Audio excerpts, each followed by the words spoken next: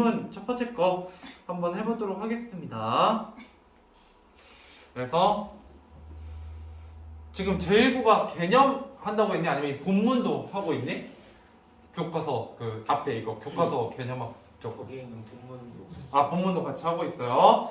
알겠어요. 그러면 다음 주나 해가지고 이제 슬슬 한번 학교별로 맞춰서 좀 해드리도록 하겠습니다. 좀 업데이트 계속 해 놓으시고요. 그 부분은 제가 다음 주 금요일에 좀 물어보도록 하겠습니다. 예를 들어 지금 군용고는 현대시를 많이 나가고 있고, 그 다음에 제1고는 지금 독서 파트가 좀 많이 나가고 있는 편이거든요. 다른 학교보다.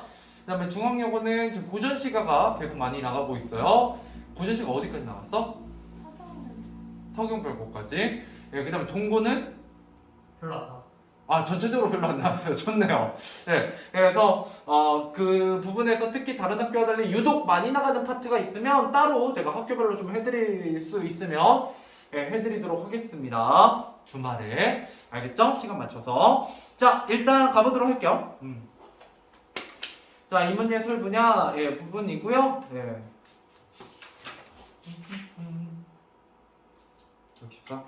제가 좋아하는 파트입니다. 문과기 때문에 저는.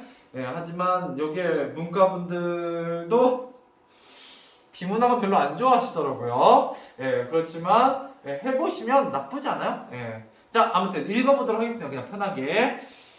자, 읽으실 때 저는 개인적으로 뭐를 먼저 보시는 걸 추천드리냐면 항상 문제를 먼저 보는 걸 좀 추천드린다 라고 말씀드릴 수 있어요. 그래서 여러분들 문제를 좀 먼저 보면요. 문제를 먼저 보면 자, 기억 니은을 이해한 내용으로 적절하지 않은 것이라고 되어 있네요. 그러면 이때 기억과 니은이 뭔지를 빨리 찾아보셔야 됩니다. 그랬을 때 어디 있니? 기억과 니은. 랑과 8월이라고 되어 있네요. 그죠? 랑과 8월이라고 되어 있고요. 그랬을 때 여러분들 밑줄은 항상 뭐까지 읽으시면 되겠냐면 언어를 이라고 되어 있잖아요. 이 사람은 뭐에 대한 얘기를 하고 있구나. 언어에 대한 얘기를 하고 있구나 라는 거 여러분들 기억하시면 돼요. 이건 전체적으로 언어에 대한 얘기겠구나 라고 받아들이시면 되겠고요. 특히나 그 앞에 뭐라고 되어 있냐면 구조주의라는 키워드가 등장하고 있고요. 그 다음에 이 구조주의라는 건 뭐냐면 인간의 사고가 언어의 구조에 결정된다라는 결정론적 사고를 하는 걸 얘기합니다. 어렵지 않죠? 여기까지 받아들일 수 있죠? 여러분들 착각하시면 안 되는 게 비문학은요 여러분들 이해해서 푸는 게 아니에요. 여러분들 이거 공부하고 계시면 안 됩니다. 그냥 이 문자 그대로 그냥 받아들이세요.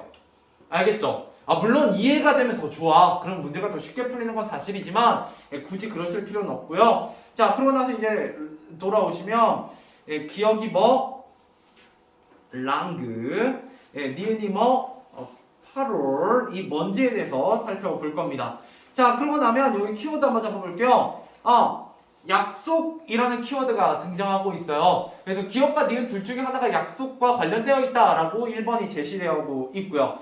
두 번째, 변화라는 키워드가 나와 있죠. 둘 중에 하나는 변화가 쉽다라는 얘기를 하고 있을 겁니다. 세 번째는 보편적과 구체적이라는 서로 반대되는 여기까지 읽고 나면 계속해서 뭐에 대해서 묻고 있다? 이 둘의 차이점에 대해서 묻고 있는 문제구나라는 걸 알 수가 있어요. 그러면 내가 랑과 8월에 대해서 이 글 속에서 읽어낼 때 뭐가 중요하다? 차이점을 읽어내는 게 중요한데 그 차이점에 있어서 뭐가 있다는 거예요? 키워드가 있다는 거죠. 어떤 키워드? 약속, 변화, 보편과 구체라는 키워드가 있다는 거고 그 부분이 보이면 표시하시면서 읽어야 된다는 거 머릿속에서 생각하셔야 됩니다. 1번의 보기를 보면서.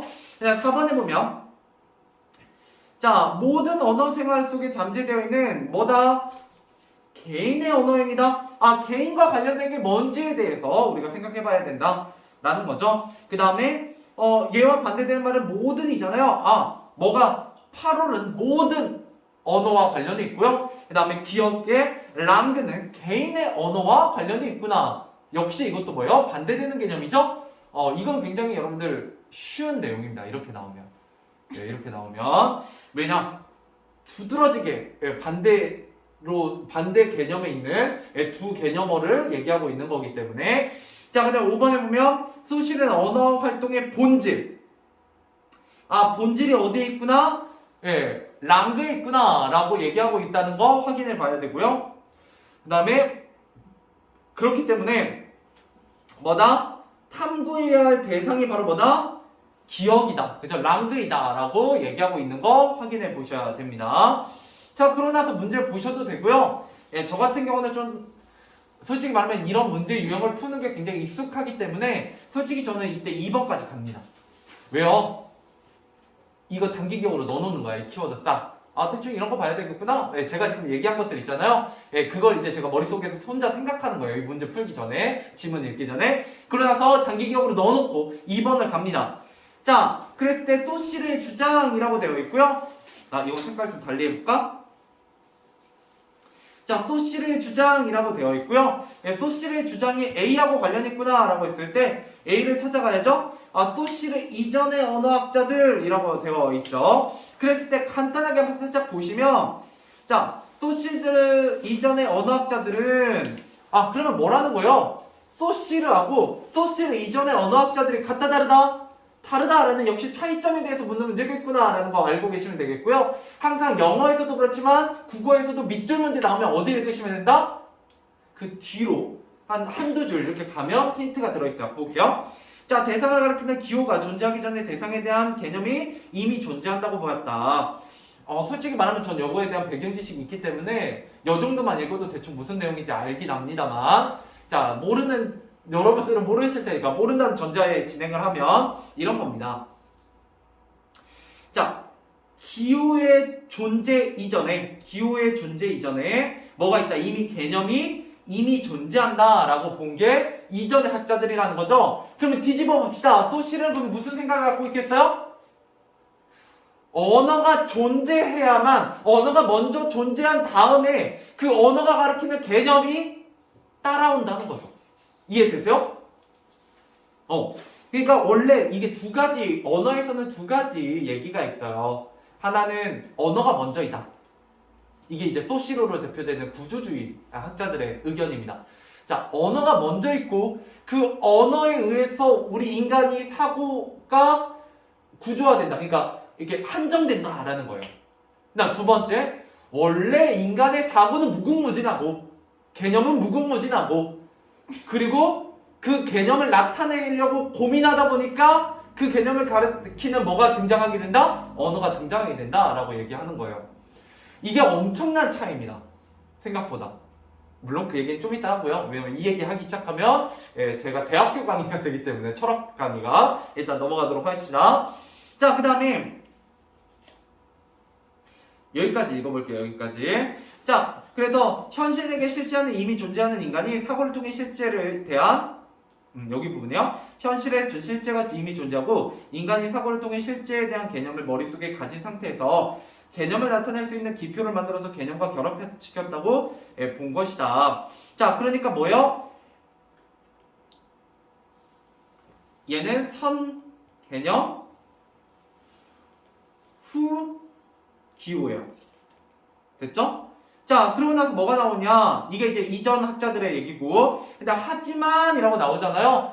항상 영어에서도 그렇고 국어에서도 그렇고 하지만이 나오면 굉장히 중요한 표시가 된다, 표식이 된다라는 얘기 들어봤었죠. 자, 하지만 소실은 기호가 존재하기 전에는 명확한 기의가 없으므로 이때 의자가 무슨 의자겠어? 의미겠죠. 의미가 없으므로 인간이 대상을 명확히 인식할 수 없고 올바른 사유도 할 수 없다라고 보았다라는 거예요. 그러니까 소실은 뭐예요? 선, 기호, 후 개념이죠. 간단하게 얘기하면 원래 이렇게 설명하면 안 되긴 해요. 자, 그래서 그러고 나서 솔직히 예를 들어라고 되어 있잖아요. 예를 들어는요 안 읽어도 돼요. 내가 이 내용이 이해가 되면. 이해가 안 되면 읽으면 좋아요. 자, 읽어볼게요. 여러분들 잘 이해가 안 되실 테니까. 자, 사과라는 말이 없다면 현재 사과라고 여겨지는 과일에 대한 명확한 개념을 우리가 갖지 못한다고 본 것이다. 네, 일단 넘어갑시다. 이거 딴 얘기하면 너무 길어지니까. 자, 그래서 여기 오면 자, 소실의 주장을 반박하죠. 그러면 우리 이미 알았죠. 뭐를? 소실은 어떤 사람이다? 선, 언어, 후, 개념, 의미. 그죠? 같은 말입니다. 자, 그러면 이거를 반박하는 거예요. 그러면 뭐가 앞서는 걸 얘기하면 돼요? 의미가 앞서는 거. 언어보다 의미가 앞서는 예시를 찾으시면 되죠. 가볼게요. 자, 1번. 같은 언어를 사용하는 사람들은 유사한 사고방식을 가진 경우가 많다. 자, 소실은요, 먼저 언어가 있고 그 후에 의미가 있기 때문에 언어가 사고를 뭐 한다? 결정하죠. 언어가 앞서잖아. 이해돼요? 여기까지? 그래서 얘를 뭐라고 부르냐면 원래는 나중에 여러분들 혹시 인문학 쪽으로 가게 되시면 혹시 저랑 비슷한 쪽에 전공을 하게 되시면 배우게 됩니다. 결정론자라고 얘기해요. 언어가 사람의 사고를 결정한다 라고 얘기하는 사람이거든요. 자, 그러면 보세요. 언어가 유사한 사고방식을 결정하죠. 이건 소시르예요. 그죠? 소시르. 근데 이제 반박하라고 했으니까 틀렸죠? 반박하는 거니까 소시르가 아닌 사람 고르라고 했으니까. 자, 2번. 과일들을 가리키는 말이 없음에도 불구하고, 자, 뭐가 없어요? 언어가 없죠? 그죠? 그런데 원주민들 서로 다른 두 가지의 차이점을 명확하게 이해하고 구분할 수 있었다. 뭐는 있어요? 개념이 있죠? 그죠? 언어로 가리킬 수 없는데 언어로 설명하지 못하는 그 개념의 차이를 구분해낸다는 거잖아요. 그러면 얘는 뭐가 앞서는 거예요? 개념이 앞서는 거예요. 정답 2번이네요. 그죠? 물론 수능 특강은 실제 모의고사보다 훨씬 쉽게 나오는 문제입니다. 그래서 그냥 아까 두세 줄만 읽어도 전체적인 맥락이 잡혀서 그냥 풀려고 있는데 원래 전체적으로 봐도 이런 맥락이에요.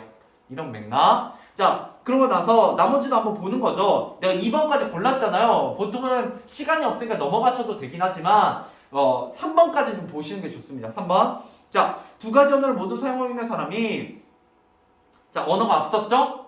자, 각 언어를 말하거나 글을 쓸 때 사용하는 언어에 따라 사고가 뭐 되더라? 정해지더라 라는 거예요. 그래서 실제로 여러분들이 혹시 영어 잘하시는 분이 있거나 외국어 잘하시는 분은 실제로 그런 사람들이 되게 많아요. 여러분 비정상회담에 나왔던 외국인들도 그렇고요. 우리말로 얘기할 때랑 외국어로 얘기할 때 인격이 좀 달라져요. 실제로. 실제로. 그래서 예를 들어 막 우리말로 할 때는 되게 사근사근하고 천천히 말하던 사람이 자기 모국어로 얘기하면 막 굉장히 공격적이고 빠르게 말하는 사람도 있거든요. 실제로 이제 그런 예시를 들기도 합니다. 얘도 어때요? 언어가 앞서고 그 언어에 의해서 사고가 결정된다라고 얘기하고 있는 사람이죠. 그럼 얘까지도 맞으니까 소시르니까 더 이상 검토를 할 필요가 없죠. 그죠? 그러면 일단 넘어갈게요. 자, 그 다음 3번. 얘는 솔직히 난이도가 너무 낮아가지고 저기 하긴 하네. 자, 보기에 보면 데리다에 대해 이해한 내용이라고 했는데요. 얘는요, 여기 보면, 자, 기표들 간에,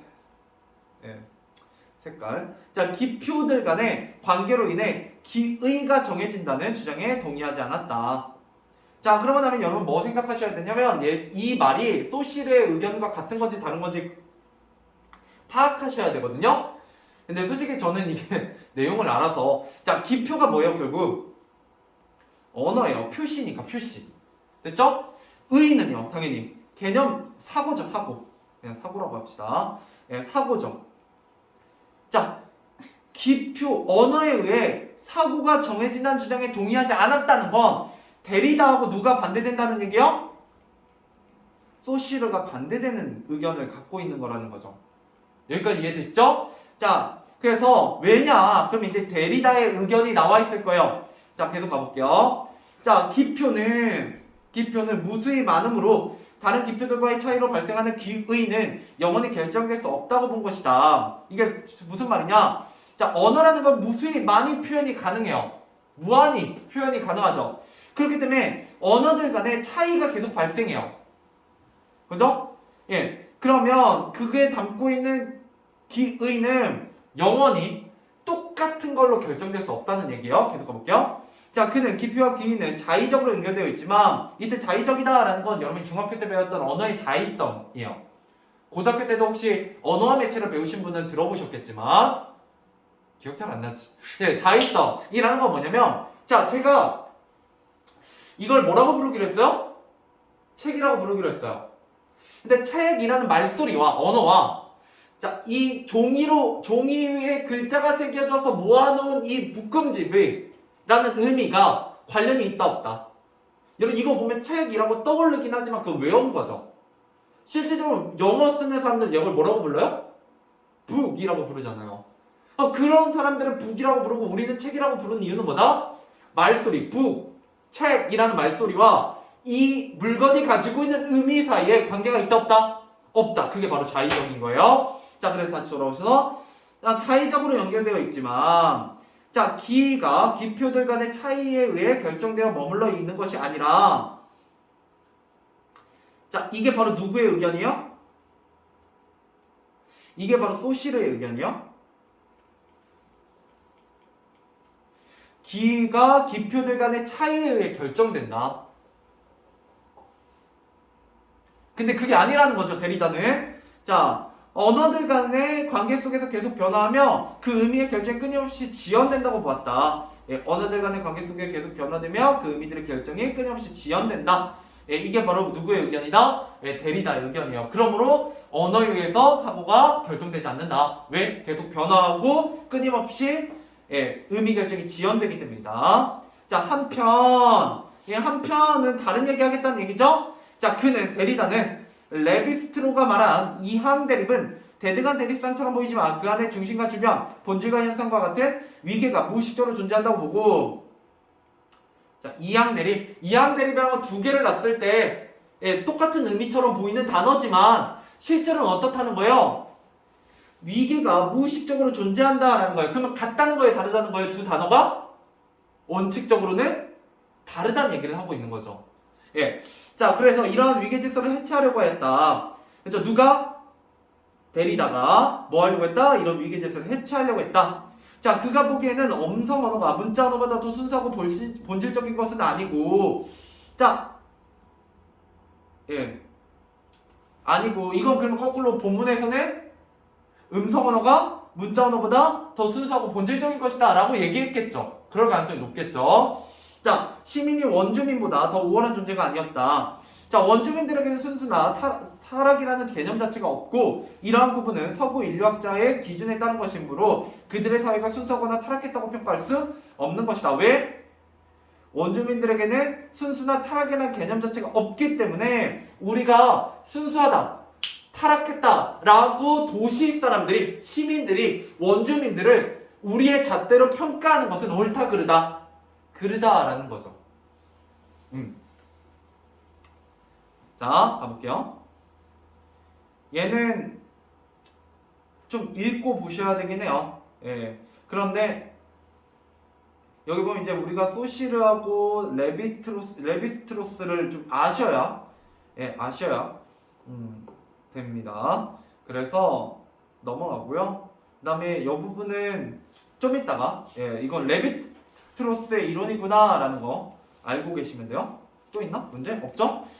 그래서 우리가 읽어야 되는 파트가 이 글 안에 크게 두 가지 파트가 들어가 있구나 라는 게 파악이 됩니다. 하나는 소시르 이야기를 읽어야 되고요. 그걸 통해서 1, 2, 3번의 앞부분까지 1, 2번 보기까지 우리가 풀어낼 수 있고요. 그 다음에 레비스트로스의 내용을 읽으면 3번에 4, 5번이랑 4번 문제를 풀 수 있겠구나 라고 생각이 되는 거죠. 그러면 이 글이 크게 구조가 두 개로 잡히는 거예요.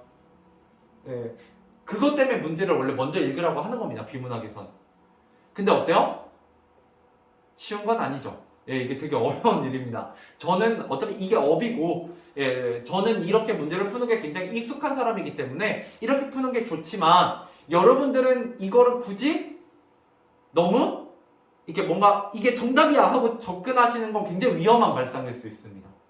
알겠죠? 그리고 저는 지금 이렇게까지 읽으면 이 머릿속에 이제 어떻게 읽어야 되겠다는 게 정리가 되고요. 키워드가 아직도 머릿속에 단기 기억으로 들어가 있어요. 근데 지금쯤 앞에 1번 읽었던 키워드가 다 날아가신 분 있거든요? 그러면 여기까지 오시면 안 돼요. 그냥 1번만 읽고 바로 본문 가셔서 푸셔야 돼요. 알겠죠? 자, 그래서 돌아와서 한번 가볼게요. 자, 읽어보도록 하겠습니다. 자, 랑그 등장했죠? 랑그. 이제 좀 색깔 달리 해볼까? 자, 랑그. 왜? 우리가 지금 1번 문제를 풀면 랑그와 파롤의 차이점을 구별해내야 되잖아요? 자, 랑그. 자, 언어 체계나 구조를 뜻하는 것. 예, 이거는 정의죠, 정의. 예, 이렇게는 정의고요. 자, 개인이 사회 구성으로서 자연스럽게 습득하는 것이다. 자, 그는 계속 읽어볼게요. 그는 랑그가 공동체 구성원들 사이에 맺어진 사회적 약속. 자, 키워드 등장했죠? 약속 등장했어요. 에 의해 존재하는 것이므로 뭐가? 랑그가 약속에 의해 존재하는 거래요. 됐죠? 그러면 1번에 가보면 이때 왔다 갔다 하는 거예요. 자, 맞죠? 1번 맞는 얘기가 되죠? 약속에 의해 존재한다. 뭐가? 랑그가. 근데 뭐만 확인하면 돼요? 8호는 아닌지 좀 이따 확인해 보면 되죠. 그죠? 자, 다시 돌아와서 내가 심지어 이렇게 왔다 갔다 할 자신이 없으면 약속 나왔을 때 키워드에 표시해 놓으셔야 돼요. 무조건. 그래서 이제 고3 되면 뭐 절대 하지 말라고 하냐면 글 읽을 때 처음부터 끝까지 밑줄 치면서 읽는 분들이 있어요. 남학생들은 거의 없고요. 여학생들이 좀 그게 많거든요. 그렇게 하면 100% 잘 못 읽어요. 왜요? 구분이 안 돼요. 뭐가 중요하고 내가 읽어야 되는 정보가 어디에 있고 어디에 없는지가 구분이 안 됩니다. 그럼 뭐 하게 돼요? 글을 처음부터 끝까지 계속 읽게 돼요. 여러 번 반복해서. 그러면 비문학이 점수가 안 나옵니다. 이렇게 포인트를 잡아놔야 내가 필요한 부분만 빨리 가서 찾아서 읽게 되죠. 자, 다시 와보서. 자, 발화자는 랑그의 종속된 가운데 랑그에 따라 발화할 뿐 혼자서 랑그를 창조하거나 변화시킬 수 없다고 보았다. 또 나왔네요. 뭐가? 변화라는 키워드가 나왔죠? 변화시킬 수 있다 없다? 없다. 랑그는 변화시킬 수 없다. 여기 내려와서. 자, 니에는 기억과 달리 쉽게 변화할 수 있다. 일단 맞죠? 뭐가? 기억은 변화할 수 없다잖아요. 이거 거꾸로 뒤집으면 2번을. 그죠? 예, 그러면 이제 뭐만 확인하면 돼요? 달리를 확인하면 되죠? 8월이 아닌지 8월은 변화할 수 없는지 한번 보시면 되고. 자, 그 다음에 여기 보시면 8월 나왔죠 드디어? 예, 자 8월은 뭐래요? 개별적이고 구체적인 언어행위예요. 그죠? 자, 그래서 랑과 달리 쉽게 뭐한다? 변화한다. 2번 맞네요. 그러면 그죠? 자, 그 다음에 가령 동일한 언어 규칙을 바탕으로 계속 읽어볼게요. 인간들이 대화를 나누더라도 사람마다 발화의 형태, 모습은 모두 다르다. 이처럼 각양각색의 양태를 띠는 개인의 발화가 8월인 것이다. 자, 그러면 이게 개인의 발화가 곧 8월이니까 양상이 다 사람마다 다르다는 거죠? 그죠? 자, 그렇기 때문에 이건 약속이라고 부를 수 있다 없다? 없죠? 그럼 1번도 맞죠? 자, 그러고 나면 여기까지만 하면 1번은 이제 풀 수가 있습니다. 다시 돌아와서. 우리가 알았어요. 랑그라는 건요, 사회적 약속이죠. 그죠? 언어에 있어서 사회적 약속을 우리 랑그라고 해요. 그런데 8호는 뭐냐? 어떤 개인적인 발화이죠. 그냥 개개인마다 나타나는 발화잖아요. 그죠? 예, 그러면 기억은 사회적 약속이니까 보편적이죠. 니에는 그 개인이 하는 각각의 발화이니까 구체적이죠. 3번도 맞죠? 이런 말이 똑같이 안 나와요. 똑같이 안 나오지만 맥락을 잡으면 그렇다는 얘기죠. 예. 자, 4번. 모든 사람의 언어 활동에 잠재되어 있는, 그죠? 그 기저에 깔려 있는 사회적 약속이 바로 뭐요? 기억이고요. 개인의 언어 생활로 현실화된 거는 니은이죠. 그죠? 정답은 4번이죠. 쉽죠? 네. 어렵지 않죠? 예.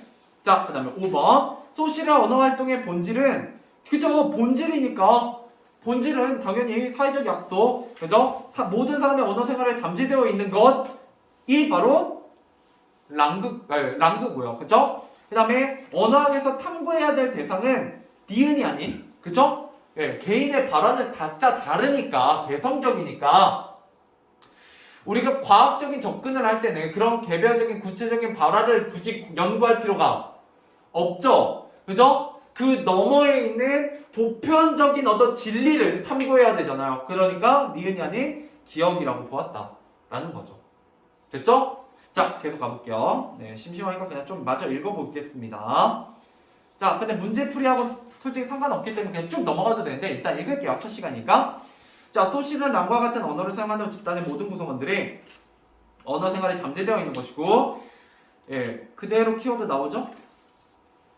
예, 그대로 나오죠? 1번에 보기 풀 때 필요한 부분이. 자, 그 다음 파로는 랑과 개인들의 행위로 인해 현실화된 것이라고 보았다. 자, 그는 인간의 언어 활동의 본질은 개인의 구체적인 언어 활동이 아닌 언어를 지배하는 부패적인 체계 속에 있기 때문에, 자, 여기 나와 있죠? 언어학에서 영탐구해야 할 대상은 파롱이 아니라 랑그라고 주장하였다. 이건 5번이죠? 자, 그래서 얘가 1번, 얘가 2번, 그죠? 그 다음에 얘가 3번, 그 다음에 얘가 5번, 얘가 4번인가요? 예, 얘가 4번, 그죠? 이렇게 되는 거죠. 이건 진짜 쉽게 나온 거야. 왜? 순서가 전혀 뒤죽박죽 섞여 있지가 않잖아요. 그래서 실제로 비문학은 제가 아까도 말했지만 여러분이 꼭 뭘 기억하셔야 되냐? 절대 여러분이 공부해서 푸는 게 아닙니다. 이해해서 푸는 게 아니에요. 결국 뭐예요? 그냥 내용 일치 문제예요. 그러면 좀 어렵게 나오면 이제 뭐가 어렵게 나오냐? 말이 조금 다르게 나와요. 이건 지금 똑같잖아. 그치? 예, 그러니까 굉장히 난이도가 낮은 거고, 실제로 수능에서는 A라는 말을 A-로 바꿔놓는다고. 영어에서 많이 봤잖아요. 그죠? 모의고사 풀 때. 예, 똑같습니다. 국어도. 자, 아무튼. 그렇고요. 계속 가볼게요. 자, 두 번째 문제입니다. 랑그는 수많은 기호로 구성된다. 소시르는 기호에 결합되어 있는 것은 사물과 명칭이 아니라 개념과 청각 이미지라고 보았다. 자, 잘 보세요. 자, 개념과 청각 이미지라고 했죠? 예, 좀 색깔 달리 해볼게요. 개념과 청각 이미지. 자, 청각 이미지라는 건 결국 뭐예요? 소리잖아요. 소리는 결국 뭐예요? 음성이겠죠? 그러면 소시가 중시한 거는 문자 언어겠어요? 음성 언어겠어요? 음성 언어겠죠. 예, 음성 언어. 그죠? 이게 그러니까 읽으시면서 좀 이렇게 캐치가 되시면 좋아요. 안 되면 말고요. 예, 일단 계속 가볼게요. 자, 그는 기호를 구성하는 개념과 청각 이미지를 각각 기의와 기표, 자, 이런 키워드 나오면 당연히 중요하게 다뤄야 됩니다. 기의와 기표. 왜? 좀 이따가 몇 번 풀 때 3번인가 풀 때 나오잖아요. 그죠? 자, 그래서 표현하겠다라는 거예요. 즉, 기호는 기의와 기표의 연합체인 것이다 라고 되어 있죠. 자, 소시르 이전에 언어학자들은 이건 읽었으니까 넘어갈게요. 자, 소시르에 따르면 계속 소시르에 대한 얘기죠. 기표와 그의는 어떻게 연결된다? 예, 자의적으로 연결된다. 이거 역시 3번 문제에서 나왔던 키워드죠. 예. 자, 그리고 기표와 연결되는 기의는 대상에 대한 실질적 의미를 나타내지 않는다. 기의는 연결된 기표와 다른 기표들의 차이에 의해 의미가 정해질 뿐이다. 자, 요건 좀 중요하긴 합니다. 잘 보세요. 기의라는 건, 의미라는 건 기표와 다른 기표들의 차이, 뭐에 의해서 결정된다? 차이에 의해서 결정된다. 라는 게 소시르의 주장이고요. 아까 누가? 소시르 말고 누구니? 아, 데리다. 예, 데리다는 아니라고 하는 거죠. 그죠? 그런 얘기하고 있었어요. 자, 예를 들어, 자, 여러분들 예를 들어는 안 읽어도 됩니다, 원래. 자, 근데 이제 뭐 첫 시간에 읽을게요. 사과라는 기표와 연결된 기인은 사과의 본질이 아니라 과일을 나타내는 수많은 기표, 즉 배, 감, 귤 등이 아닌 과일이라는 의미를 나타낼 뿐이다. 이해되세요?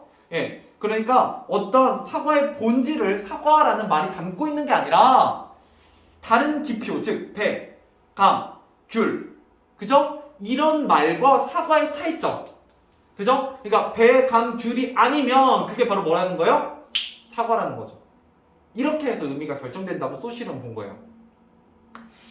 자, 소시르는 그죠? 사과라는 기표가 나타내는 의미는 언어 구조 안에서 다른 사람들과의 관계에 의해 정의되는 것이다. 이 말이요. 그죠? 예, 이 문장이 이 문장입니다. 예를 들어기 때문에 됐죠? 계속 읽어볼게요. 자, 소시는 이 때문에 인간의 사고는 자신이 사용하는 언어 구조에 영향을 받을 수밖에 없다고 보았다. 그러겠죠? 내가 어떤 언어를 사용하냐에 따라서 그 기표들의 차이에 의해서 내 기의가 결정되는 거잖아요.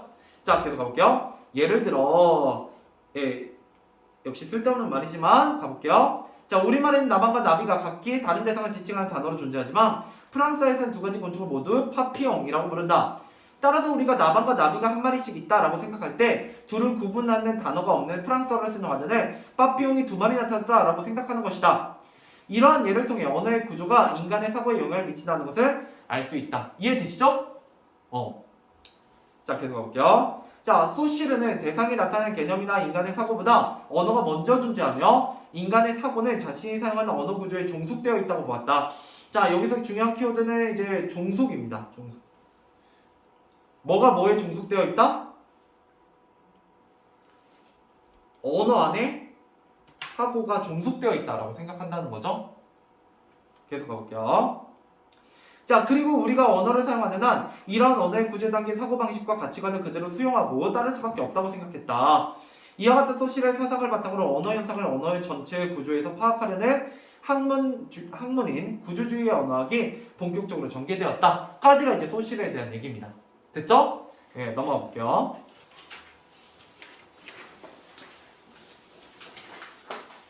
자, 그러고 나면 3번에 1, 2번만 좀 볼게요. 자, 데리다는 소시르와 달리 데리다는 기회가 결정되지 않는다고 보았다라고 얘기하고 있죠? 여기 보시면 기회는 영원히 결정될 수 없다고 보았다라고 써있죠? 보기에 그 소시르는 기회가 기표들의 차이에 의해서 결정된다고 보았죠? 그럼 1번은 맞죠? 자, 2번 데리다는 소시르와 달리 기표와 기회의 연결이 필연적이지 않다. 자, 필연적이지 않다라는 건 무슨 말이에요? 자의적이다 라는 거예요. 자, 혹시 자의적이라는 키워드 여기에 있어요? 없어요? 여기 있죠? 자의적? 자, 기표와 기는 자의적으로 연결되어 있다. 자의적도 본 적 있어요? 본문에서? 있죠? 단기 기억으로 남아있죠? 어디에? 여기에 아까 표시를 내가 안 했구나. 여기 있죠? 표시했죠? 자의적? 이래서 표시가 중요하다는 거예요. 그러니까 이게 지금 문제가 쉽기 때문에 솔직히 표시 안 해도 돼요. 단기 기억으로 풀어도 되거든요. 근데 이게 무슨 차이가 나중에 발생하게 되냐면, 자, 표시를 안 하고 그냥 쫙 읽고 푸셨던 분들, 지금까지 습관이 그렇게 들어있으신 분들 어떻게 되냐, 비문학 풀고 나면요, 맞으면 오 맞았어. 왜 맞은지 잘 모르죠. 느낌 그죠? 예, 그 틀렸어. 오, 왜 틀린지 잘 모르죠. 느낌 지금 무슨 말인지 알죠? 여러분 그렇게 풀어왔잖아요. 설명 하나도 못하죠. 이게 왜 정답이고 이게 왜 오답인지 잘 말이 안 나오잖아요. 뭔가 이게 정답 같긴 한데 이게 오답 같긴 한데, 그죠? 자, 그게 바로 여기서 온다는 거예요. 그래서 솔직히 말하면 여러분이 푸는 것과 제가 푸는 게 큰 차이가 없습니다. 원래는 단순히 뭐다? 저는 표시를 해서 그 근거를 찾아놔요. 그러면 나중에 문제가 어려워지면 어떻게 된다? 왔다 갔다 해서 검토가 바로바로 가능해요. 나 이거 아까 자의적 봤는데? 하고 표시해놓은 거 봐서 그 내용인지 확인하는 거죠. 알겠죠? 그래서 정답은 2번이죠. 3번에. 됐죠? 왜? 달리가 아니라 같이잖아요. 네. 그 다음 이제 4번 문제 풀기 위해서 레비스트로스를 좀 정리해 보도록 하겠습니다. 내가 이렇게 풀면 참 쉬운데. 그죠? 그러니까 쉽다기보다는 명쾌하죠. 이제 뭔가 흐름이 있잖아요. 예, 뭔가 맥락을 쫙 잡아서 가죠. 예, 그죠? 그냥 중구난방으로 읽는, 여러분들이 풀게 되면 약간 중구난방인 느낌이 강하거든요. 예. 아무튼 가볼게요. 레비스트로스.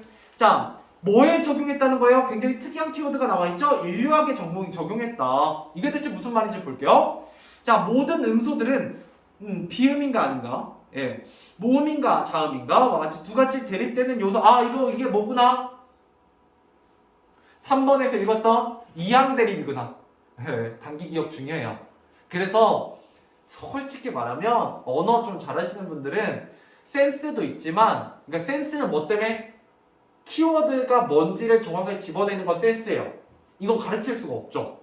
예, 요약을 잘해야 돼요. 그다음 두 번째 뭐 어떤 능력이 요구돼요? 지금 계속 단기 기억력. 예. 근데 이 단기 기억력으로 이제 단어들의 키워드가 막 들어오는데 지금 키워드 몇 개 들어왔어요? 못해도 한 15개 이상 지금 들어와 있거든요. 예, 그래서 잘못하면 어떻게 된다? 난리가 나요. 이 안에서 막 소용돌이 칩니다. 그죠? 예, 그게 안 되면 이제 언어가 잘 나와요. 연습하시면 조금씩 이게 정제됩니다. 여러분들이 단련돼요. 알겠죠? 예, 처음부터 잘하려고 하지 마시고. 자, 계속 가볼게요. 자, 이게 이항 대립인데요. 계속 읽어볼게요. 레비스트로스는 의문론에서 사용하는 이런 이항 대립이라는 말이 나왔죠? 예, 이항 대립. 이 이항 대립 뭐요? 두 가지 대립된 요소가 짝을 이루는 물음. 예, 이게 바로 이항 대립이라는 거. 예, 순간적으로 여러분들 캐치해내시면 돼요. 읽으면서. 지금 저는 여러분들 가시적으로 보여주기 위해서 이렇게 보여드리는 거고, 예, 실제로 제가 문제를 풀 때는 여기 위에 밑줄 긋고 밑에 이렇게 네모치고 그냥 넘어가요. 제 머릿속에는 이게 일어났으니까. 자, 계속 가볼게요. 각 집단이 갖는 친족의 기본 구조를 파악하였다. 친족이라는 키워드가 등장했죠? 예, 그럼 친족이라는 건 아까 3번에서 뭐를 얘기하는 거예요? 비슷한 거. 그죠? 비슷한데 알고 보니까 얘가 비슷하더라, 다르더라? 다르더라. 뭐 이런 얘기 있었잖아요. 계속 가볼게요. 자, 그는 친족의 기본 구조는 아버지, 아들, 외삼촌과 조카, 남편과 아내, 아내와 아내의 형제라는 네 가지 관계로 이루어져 있고, 이게 4번 문제죠? 예, 눈으로 쓱 보셨으면 아마 기억나실 거예요, 이게. 자, 이들 관계는 친밀함과 소원함이라는 이항 대립으로 나타난다고 보았다. 자, 얘도 이제 중심 키워드죠? 친밀함과 소원함. 자, 계속 가볼게요. 자, 모든 집단의 공통적으로 드러나는 특징은, 자, 아버지, 아들의 관계와 외삼촌과 조카의 관계 둘 중 하나만 친밀하고, 남편과 아내의 관계와 아내와 아내의 형제 관계도 이와 마찬가지라는 것이다. 자, 이와 마찬가지가 결국 뭐예요? 둘 중 하나만 친밀하다는 거죠. 이게 키워드예요. 이거 못 잡으면 이제 머리가 터집니다. 그죠? 자, 다시 한번. 아버지, 아들, 외삼촌과 조카, 남편과 아내, 아내와 아내의 형제. 예, 뭐예요? 어떤 키워드가 겹치는데 친밀이라는 키워드에서 둘 중 하나만 친밀하다라는 게 공통점이라는 거죠. 됐죠? 자, 그 다음 계속 가볼게요. 자, 예를 들어 필요 없다고 했죠? 자, 멜라네시아에서는 아버지 아들 사이는 친밀하지만 외삼촌과 조카는 심하게 대립하고, 트로브리안드 섬에서는 부부 사이는 친밀하고 개방적이지만 아내와 아내의 형제 사이는 좋지 않았다. 그는 모든 사회 집단이 이러한 이항 대립으로 이루어져 있으며 그 집단의 우열은 존재하지 않는다고 보았다. 여기서도 이제 뭐요?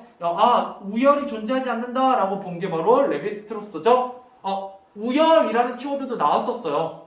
기억해요? 3번 문제 보기에 나왔었기 때문에 이것도 한번 그냥 표시해놓고 지나가는 겁니다. 자, 계속 가볼게요.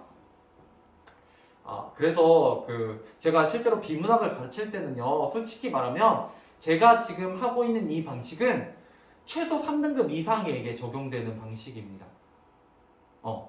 보시면 알겠지만 이게 안다고 해서 따라하기가 쉽지 않아요. 예, 조금 건방지게 얘기하자면, 솔직히 말하면 저는 1등급을 계속 맞았었기 때문에, 솔직히 이 방식으로 보면 시간이 많이 아껴집니다. 왜? 본문을 몇 번만 읽으면 돼요? 한 번에서 1.5번만 읽으면 돼요. 근데 이제 문제는 뭐냐면 난이도가 올라가면 이제 이거는 굉장히 헤매게 돼요. 이건 솔직히 좀 머리가 따라와야 되거든요. 이 방식은. 그렇기 때문에 여러분은 꼭 이 방식으로 풀지 않으셔도 돼요. 한번 해보시고 와, 안 되는데? 나는? 이러시면 쿨하게 포기하시고 그냥 키워드 잡는 데 집중하세요. 키워드 잡는데 여기에서 이제 한 단계 더 나가면 저처럼 이렇게 맥락까지 잡아가는 겁니다. 일단 넘어갑시다. 솔직히 이거 가르치면서 솔직히 마음이 그닥 좋진 않아요. 왜냐면 이거는 모든 사람에게 적용되는 공부 방식은 아니거든요. 자, 계속 가볼게요. 자, 레비트로스는 이처럼 각 사회는 친족 사이에 키워야 할 표준적인 감정을 무의식적으로 체계하고 있고 집단 속의 이들은 의식하지 못하는 사이에 이런 감정을 내재한다고 보았다. 그가 보기에 우리 친족들과 관계에서 느끼는 감정은 내면에서 우러나온 감정이 아니라 뭐구나? 사회구조 안에서의 역할 연기에 불과한 것이었다. 왜요? 내재화된 거죠. 왜 내재화됐어요? 무의식적으로 체계화되어 있기 때문이죠. 그래서 이렇게 그죠? 뭘로 인해서? 언어에 의해서.